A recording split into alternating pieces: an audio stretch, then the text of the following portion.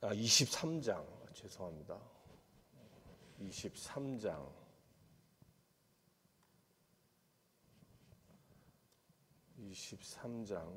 12절부터 35절까지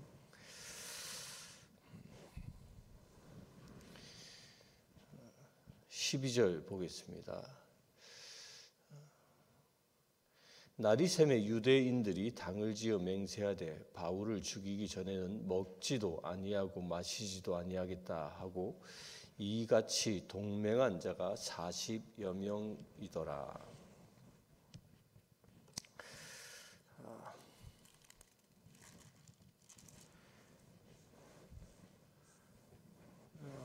예루살렘 성에서 일어난 소동, 그래야 바울이 이제 천부장의 도움에 힘입어 안디옥 요새에 피신하게 되어졌고, 그렇게 피신하게 되고 나서 그 다음 날 일어나는 사건입니다.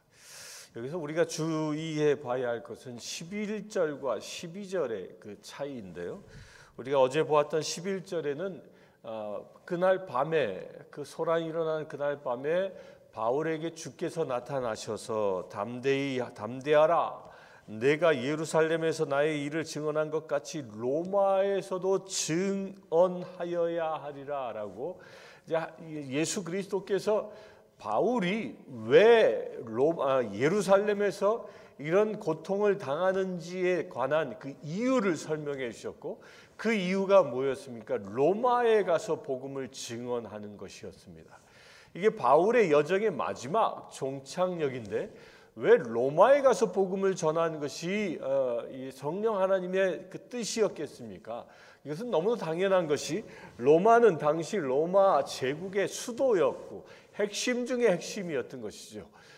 그곳에 복음이 전해짐으로 인하여, 그곳에서 그리스도를 증언함으로 인하여 로마를 새롭게 변화시키고자 하는 그런 놀라운 하나님의 계획, 로마 제국 자체를 하나님의 나라로 바꾸고자 하는 그 놀라운 계획을 바울을 통하여 행하길 원하셨다는 겁니다. 바로 이렇게 놀라운 계획이 이 예루살렘에서부터 시작되어지고 있는 것인데, 이것을 방해하는 세력들, 아주 무섭게 방해를 합니다. 하나님은 세상을 구원하시고자 하지만 사단의 세력은 그것을 막고자 온갖 세력을 다 동원해서 저지하려고 하는 것이죠. 그 저지하려고 하는 행동이 바로 오늘 나온 말씀입니다. 우리가 바울을 죽이기 전까지는 먹지도 마시지도 아니하겠다라고 선언한 사람들이 무려 40여 명이나 나타납니다. 이들이 이렇게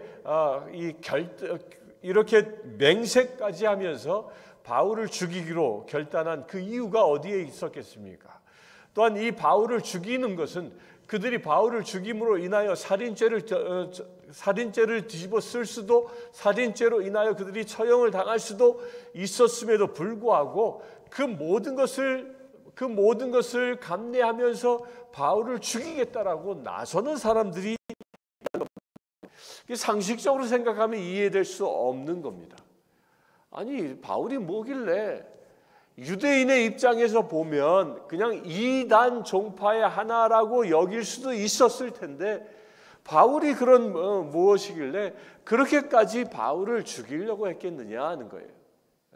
인간적으로 도무지 이해할 수 없는 이유인 것이죠. 근데 여기에는 인간적으로는 이해할 수는 없지만 사단 마귀의 입장에서 보면 너무도 당연한 일이라는 것입니다. 사단 마귀의 입장에서 보면 바울을 그냥 살려두었다간 로마 제국 전체가 아주 큰 소동이 일어나고 로마 제국 전체에서 자기가 설 자리가 없어진다라는 것을 너무도 잘 알았기에 어떻게든 바울에 가는 그 행보를 막으려 들었던 것입니다.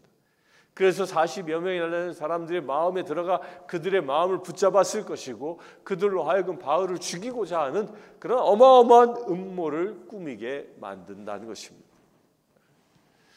하나님이 일하시면요, 이렇게 사단도 아주 극렬하게 일합니다.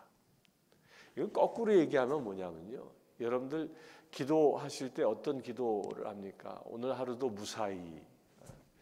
요즘은 이제 보기 힘든데 예전 한 30년 전까지만 해도 이 한국에서 이 택시나 버스를 타면 그 이 기사 앞에 이렇게 사진을 하나 붙여놨는데 그 어린 소녀가 이렇게 그 손을 모으고 기도하는 모습입니다. 이렇게 하늘을 우러보고요. 그리고 거기에 뭐라고 써 있냐면 오늘도 무사히라고 이렇게 써놓은 그 사진이 뭐 택시 기사마다 뭐 너나 할 것 없이 다 이렇게 붙이고 다니던 그런 시절이 있었습니다. 사람들은 그렇게 바랍니다. 오늘도 무사히. 이게 사람들이 바라는 바입니다. 여러분들도 똑같지 않습니까? 그러니까 오늘도 무사히 하루를 잘 보내기를 소망합니다.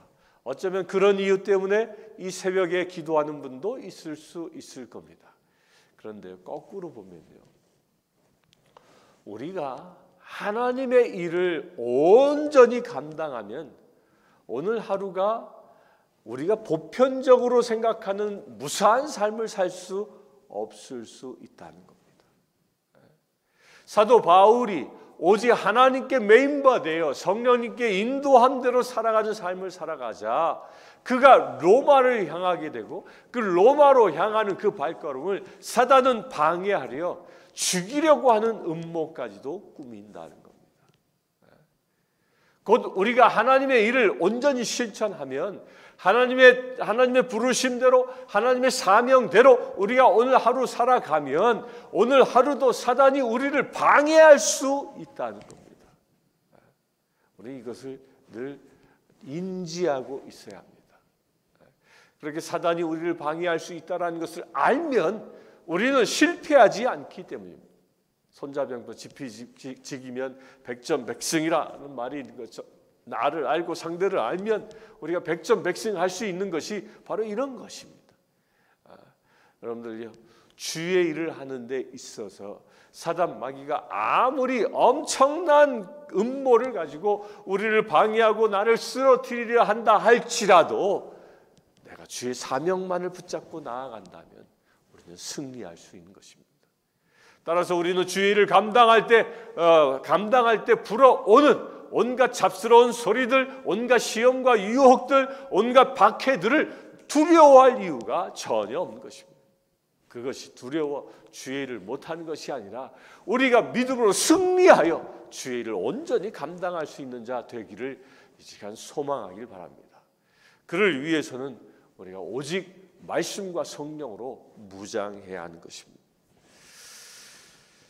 14절 보겠습니다. 대제사장들과 장로들에게 가서 말하되 우리가 바울을 죽이기 전에는 아무것도 먹지 않기로 굳게 맹세하였으니 이제 너희는 그의 사실을 더 자세히 물어보려는 척하면서 공회와 함께 천부장에게 청하여 바울을 너희에게로 데리고 내려오게 하라. 우리는 그가 가까이 오기 전에 죽이기로 준비하였노라 하더니 이제 구체적인 계획을 이 대제사장과 장로들에게 이야기합니다. 여기서 대제사장과 장로들이라고 했는데 여기서 장로들에게 부탁을 하는 거죠. 그런데 뭘 부탁합니까? 바울을 데리고 내려오도록 어떻게 공회에다가 얘기를 해서 천부장으로 하여금 바울을 데리고 와서 다시 재심하도록 하라라고 이야기합니다. 근데 이 40여 명이 찾아간 사람들은요, 공회를 직접 찾아간 것도 아니고 공회의 한 일원이었던 대제사장과 장로들에게만 찾아갑니다. 이들은 누구냐면 이들이 바로 사두개인들이었기 때문입니다. 사두개인들이었는데 우리가 전날에 보았죠. 사두개인들과 이 바리새인들은 바울이 던진 명제 때문에 부활에 대한 명제 때문에 서로 다투었고 서로 갈라졌습니다. 그로 인하여 바리새인들 가운데에서는 바울을 두둔하는 사람까지 생겼습니다. 그러기 때문에 이 40여 명은 바리새인들은 제외해놓고 사두개인들에게만 가서 자기들의 계획을 이야기합니다. 영적으로 아주 무지한 사람들을 찾아가서 도움을 청한다는 겁니다. 이 사단이 하는 아주 이 간교 중에 하나입니다. 이 세상에서요, 이 사단이 자기 편으로 만드는 사람들이 어떤 사람이냐면 이렇게 영적으로 무지한 사람들을 자기 편으로 만드는 거예요. 사두개인들은 당시에 영의 존재를 부인했던 사람입니다. 성령을 부인했고 천사의 존재를 부인했고 부활을 부인했고 영생을 부인했고 천국을 부인했던 사람들이, 이렇게 영적인 세계를 알지 못하는 사람들을 자기 편으로 만든다는 거예요. 그런데 이걸 분명히 깨달으시길 바랍니다. 여러분들이 영적인 세계를 알고 있다면, 영적인 세계에 대한 사모함이 있고 영적인 세계를 향하여 지금 살아가고 있다면, 사단은 여러분들을 시험할 수는 있을지라도 사단이 여러분들을 자기 편으로 만들 수는 없는 것입니다. 그러나 거꾸로 내가 영적인 세계에 대해 무지하다면 안타깝게도 사단은 무지한 나를 자기 편으로 만들려고 한다는 것입니다. 여러분들은 어느 편에 서 계시겠습니까? 16절 보겠습니다. 바울의 생질이 그들이 매복하여 있다 함을 듣고 와서 영내에 들어가 바울에게 알린지라. 바울이 한 백부장을 청하여 이르되 이 청년을 천부장에게 인도하라. 그에게 무슨 할 말이 있다 하니 천부장이 데리고 가서 이르되 죄수 바울이 나를 불러 이 청년이 당신께 할 말이 있다 하여 데리고 가기를 청하더라 너이다 하매 천부장이 그의 손을 잡고 물러가서 조용히 묻되 내게 할 말이 무엇이냐 대답하되 유대인들이 공모하기를 그들이 바울에 대하여 더 자세한 것을 묻기 위함이라 하고 내일 그를 데리고 공회로 내려오기를 당신께 청하자 하였으니 당신은 그들의 청함을 따르지 마옵소서. 그들 중에서 바울을 죽이기 전에는 먹지도 않고 마시지도 않기로 맹세한 자 40여 명이 그를 죽이려고 숨모어서 지금 다 준비하고 당신의 허락만 기다리나이다 하니 천부장이 청년을 보내며 경계하되 이 일을 내게 알렸다고 아무에게도 말하지 말라 하고 이제 그 사단의 간교를 하나님이 아시고 한 사람을 탁 택합니다. 그게 바울의 생질이었습니다. 바울의 생질, 곧 누이의 아들이었다라고 기록되어져 있는 전해지는 사람입니다. 당시에 누이가 예루살렘에 살고 있었던지 아니면 이 생질만 예루살렘에 유학을 왔는지는 정확히 알 수는 없습니다. 그런데 분명한 건 이 생질은 누이의 그 아들이었습니다. 그 누이의 아들이 이 40여 명의 계획을 듣게 되어진 것이죠. 그가 어떻게 들었는지에 대하여는 알지 못하나 분명한 것은 하나님이 그로 하여금 이 사단의 계략을 알아채게 만드셨다는 겁니다. 우리가 여기서 분명히 깨달을 건요, 사단이 아무리 각종 음모와 술수를 통하여 하나님의 사람을 무너뜨리려 한다 할지라도 사단이 하는 모든 일들은 하나님의 손바닥에 있다라는 것입니다. 그래서 하나님이 뜻하신 대로 일을 끌어가시는 것이죠. 그래야 생질이 바울에게 알리고 바울은 또한 지혜를 구하여 이 천부장에게 직접 말할 것을 권합니다. 23절을 봅니다. 21절을 봅니다. 21절에 또다시 반복해서 얘기하죠. 먹지도 마시지 아니하고 맹세했다. 이 당시에요. 그러면 이때 40여 명의 사람들은 그 이후로 바울이 이들에게 잡혀서 죽지 않았는데 이들은 어떻게 됐을까요? 굶어 죽었을까요? 여기 말하는 대로 그렇잖아요. 바울을 죽이기 전에는 먹지도 아니하고 마시지도 아니하겠다라고 했는데 사람이 먹지도 마시지도 않으면 3일을 넘기기 어렵습니다. 뭐 길어야 7일이면 다 죽게 되어져 있습니다. 그러면 그들이 다 죽었을 텐데 어떻게 되었을까요? 근데 이때에 이 사람들이요, 이렇게 당당하게 자기의 목숨을 걸면서까지 맹세했던 그 이유가 있습니다. 그 이유가 뭐냐면 당시에 유대인의 그 규율 가운데는 맹세를 지키지 않아도 될 4가지 이유가 있었습니다. 첫 번째가 이 누군가의 선동에 의해서 내가 맹세했다. 또 과장된 이야기 때문에 내가 맹세했다. 또 내가 잘못 선택했기 때문에 내가 잘못 판단해서 맹세했다. 또 억압된 분위기 가운데 맹세했다라는 이유라면 그 맹세를 지키지 않아도 된다. 이것을 누가 알고 있었어요? 이 40여 명이 알고 있었던 겁니다. 이들은 사실 목숨을 걸었다라고 허풍을 떨고 걸고 바울을 죽이겠다라는 이 자체가 그들의 허풍이었다는 겁니다. 되면 좋고 아니면 그만이고. 이거 어디서 많이 들어본 거 아닙니까?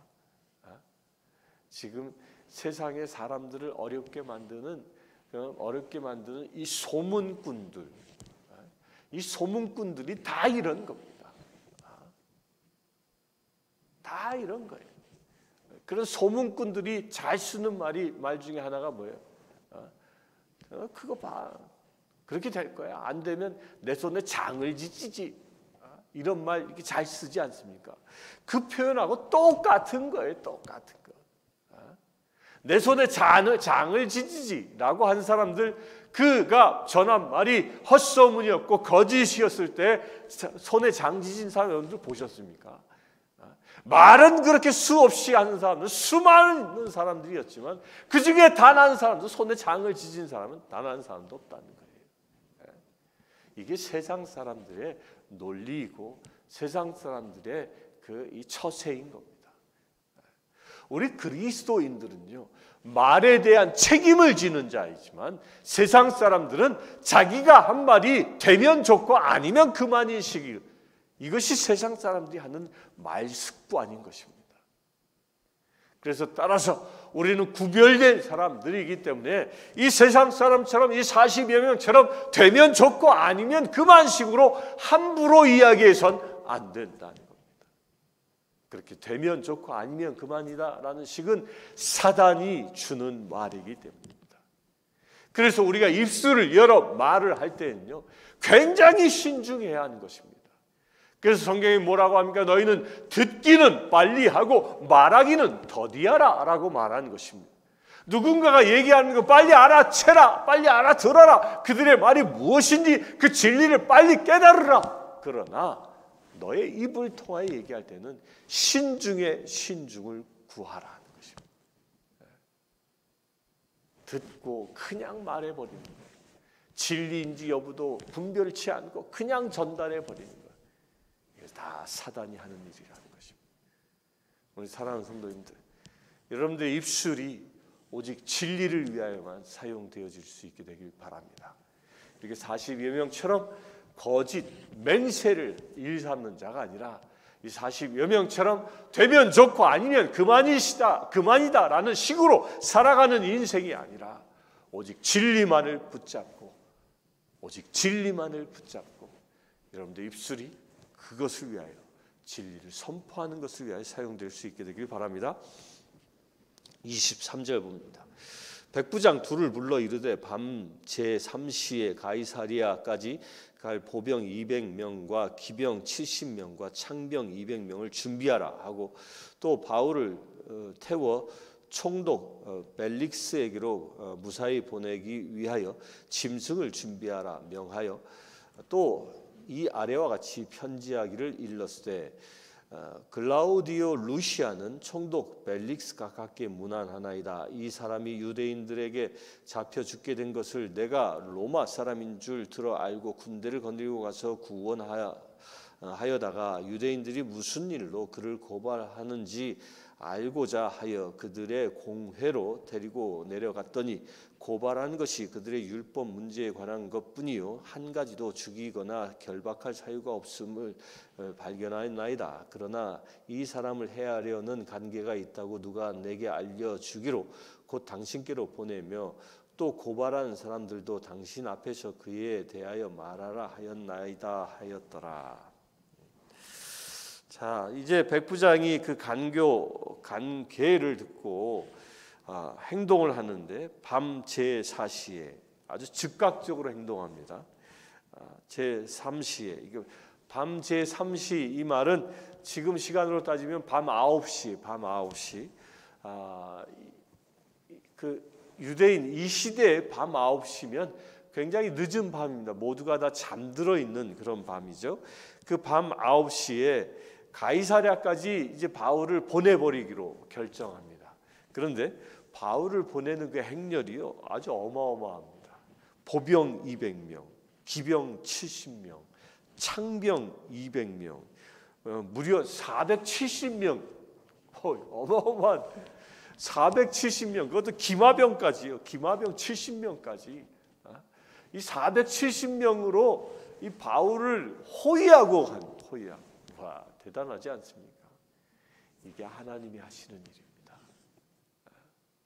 이게 하나님이 하시는 일이에요. 우리가 하나님의 일을 감당하려고 하면요, 사단이 아무리 그 40여 명을 통해서 바울을 핍박한다 할지라도, 죽이려 한다 할지라도 하나님이 그를 로마에 보내기로 하셨기에 하나님은 이 어마어마한 군대를 그로 호위병 삼게 하신다. 여러분들도 그와 같은 일이 일어날 수 있게 되길 바랍니다. 우리가 하나님이 예비하신 길을 간다면 이렇게 군병들이 우리를 보호하는 일이 일어나는 것입니다.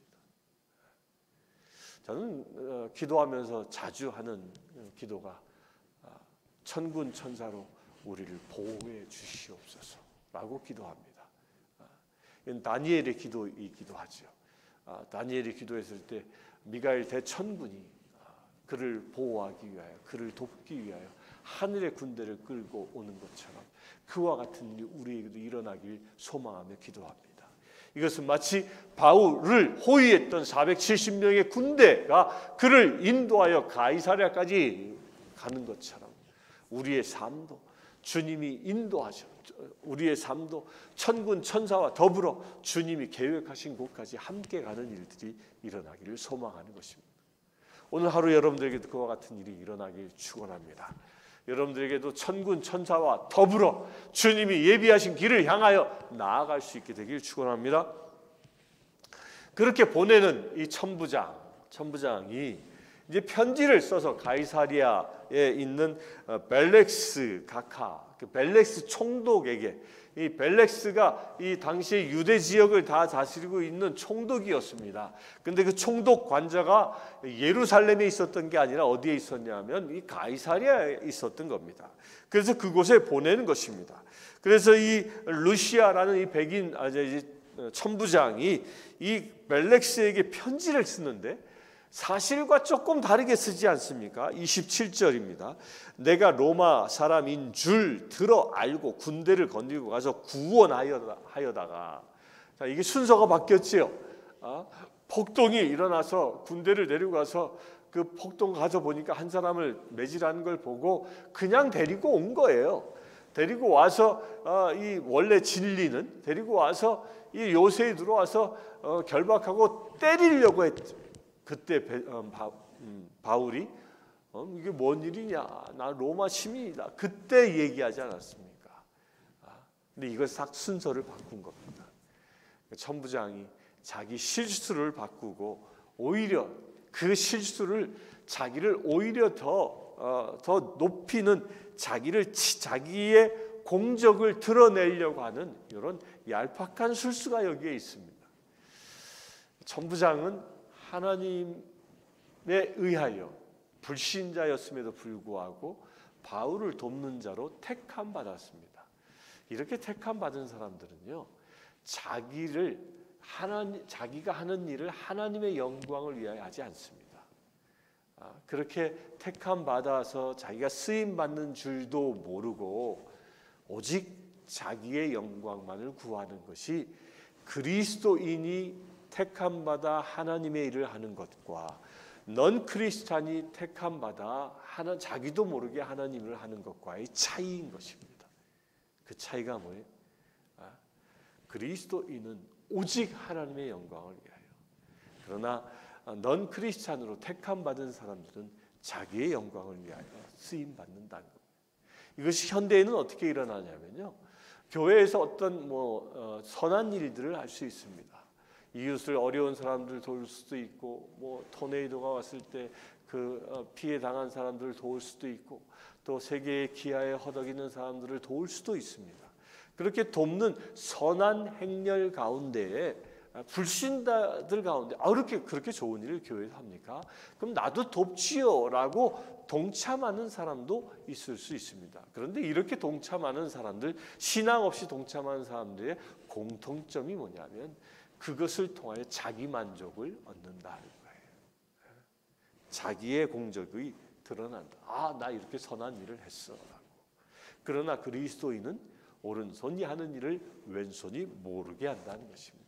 그런 차이가 여기서 나타나는 것입니다. 여러분들은 어떻습니까? 나의 공적이 드러나길 원하십니까? 아니면 나는 낮아지고 오직 예수님만 높아지길 원하십니까?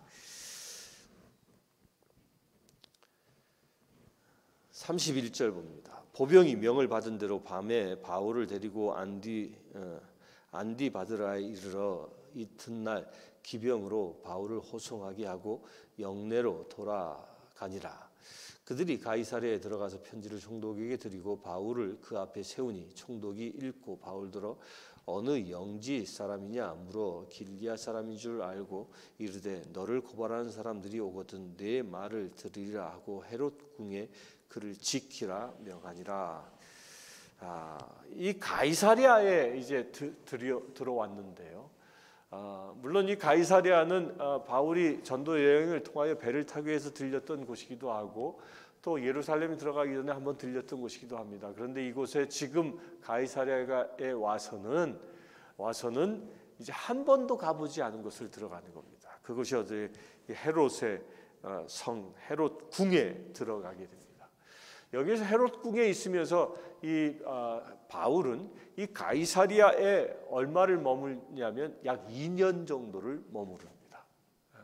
2년 동안 머무르면서 바울은 이 세 명의 총독들에게 복음을 전하는 일을 이곳에서 감당합니다. 하나님은 이 헐벗고 굶주린 자에게도 복음이 필요하고요. 반면에 당시의 고관 대작들에게도 복음이 필요함을 아시고 하나님은 바울을 가이사랴에 보내요. 2년 동안 수인의 삶으로 감옥에서 지내지만 그가 당시 최고의 지도자들을 만나게 하고 그들에게 복음을 전할 수 있는 여정을 열고 계시다는 겁니다. 이 시간 함께 기도하기를 원합니다. 우리가 기도할 때 우리가 오직 하나님께만 쓰임받는 40인처럼 사단에게 쓰임받는 자가 아니라 오직 하나님께만 쓰임받는 우리 되어질 수 있도록 기도하시고 또한 바울의 행보 가운데에 군대가 붙어서 그를 보호한 것처럼 우리 오늘 하루의 삶도 주님이 명하신 길을 따라 나아갈 때에 천군 천사가 우리와 동행하는 그런 거룩한 사역들이 일어나기를 소망하며 이 시간 기도합시다. 함께 기도하겠습니다. 주 아버지 하나님, 사단의 간교가 아무리 크고 놀랍다 할지라도 그 모든 사단의 일들은 하나님이 아시고 하나님의 손바닥 안에 있음을 우리가 보았나이다. 주님, 우리의 삶 가운데 주께서 우리를 주관하여 주시고 우리를 바른 길로 인도하여 주시옵소서. 우리가 40인처럼 쓰임받는 자가 아니라 바울처럼 쓰임받는 자 되어지기를 원합니다. 주님, 우리를 붙잡아 주시옵소서. 그리하여 우리가 그것을 위하여 먼저 우리가 분별할 수 있는 능력을 더하여 주시옵소서. 세상의 잡스러운 이야기에 휘말리는 자가 아니라 오직 진리의 말씀에 설 수 있는 거룩한 죄들 되어질 수 있도록 아버지 역사하여 주시옵소서. 오늘도 말씀만 붙잡고 나아가기를 원합니다. 듣기는 빨리하고 말하기는 더디하라 그 하신 말씀대로 오직 우리의 마음 가운데에 주님의 생명의 말씀만 붙잡고 나아갈 때에 우리가 입술을 열 때마다 진리의 말씀만이 선포되게 하여 주시옵소서. 거짓 맹세하는 자가 아니라 진리를 붙잡고 진리의 삶을 살아갈 수 있는 거룩한 죄를 되기를 원하오니 주님, 우리 가운데 함께하여 주시옵소서. 그것을 위하여 우리가 공격당하지 아니하도록 우리가 쓰러지지 아니하도록 하늘의 군대로 우리를 보호하시길 원합니다. 바울에게 470명의 군대를 붙여주신 것처럼, 다니엘이 구하였을 때 미가엘 대천군이 그와 함께한 것처럼, 우리의 오늘 하루의 삶도 하늘의 군대와 더불어 나아갈 수 있는 거룩한 삶이 되게 하여 주시옵소서. 그래야 아버지 하나님, 오늘의 삶도 승리하는 삶이 되게 하시고, 오늘의 삶도 주님이 예비하신 하늘의 계획을 이루어 나갈 수 있는 거룩한 삶이 되어질 수 있도록 이 시간 축복하여 주시옵소서. 아버지 하나님, 역사하여 주시옵소서. 내가 이 시간 예수 그리스도의 이름으로 명하노니, 하늘의 군대는 우리 사랑하는 모든 성도들에게 임할지어다. 그들을 도울지어다. 천사들은 우리를 돕는 영이라 말씀하신 그 말씀을 붙잡고 명령하니, 우리의 사랑하는 모든 성도들, 특별히 새벽을 깨우며 기도하는 모든 성도들을 도울지어다. 아버지 하나님, 우리가 하늘의 군대와 더불어 성령님의 전신갑주를 입고 세상에 나아가 주님의 나라를 건설하는 믿음의 지체 되기를 원하오니, 우리의 행복 가운데 하늘의 큰 영광이 일어나게 하여 주시옵소서. 우리 주 예수 그리스도의 이름으로 기도드리옵나이다. 아멘. 지금 우리 주 예수 그리스도의 은혜와 하나님의 크신 사랑과 성령님의 감화 감동 교통 치유하심이 이 시간 예배하는 주의 사랑하는 모든 지체들 위해 지금부터 영원토록 함께 하실지어다. 아멘.